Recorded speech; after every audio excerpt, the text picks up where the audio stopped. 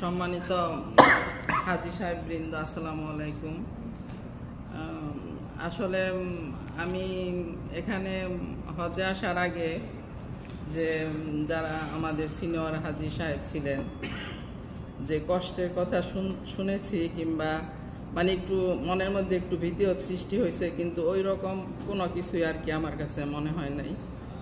আর কসমিকের সেবা নেওয়ার আগেই আমি যখন বাংলাদেশে ছিলাম, তো সামনে যে উমরা শুরু হবে, অলরেডি আমার একজন হেলথ ওয়ার্কারকে আমি আপনার মানে এই সেবার দিয়েছি অ্যাড্রেস, সে হয়তো বা যোগাযোগ করবে। আর সর্বোপরি সব কিছুই ভালো লেগেছে, খুবই ভালো লেগেছে। আর আপনার আসলে ব্যবহার আমরা আসলে এটা বলার নয়। আর আমাদের সবচেয়ে এত ভাগ্যবান ছিলাম যে ওই যে একদিন অফিসে বলছিলেন, জিজ্ঞেস করছিলাম যে রুমমেট কে হবে, কিন্তু সেই জিনিসটা আমি দেখছি 100% আপনি আর কি করেছেন, যে যার সাথে যে যায় তাকে আমি দিব।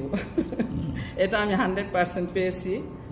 তো যাই হোক, সকলের জন্য দোয়া ও শুভকামনা থাকবে। আর একজন ধৈর্যশীল লোক আমি দেখলাম যে মামুন ভাই, আসলে মানে আমাদের মধ্যে থেকে অনেকে অনেকভাবে তাকে হয়তো বা একটু মনে কষ্ট দিয়ে কথা বলছে, হ্যাঁ, কিন্তু কখনোই দেখলাম না যে সে একটু উত্তেজিত হলো।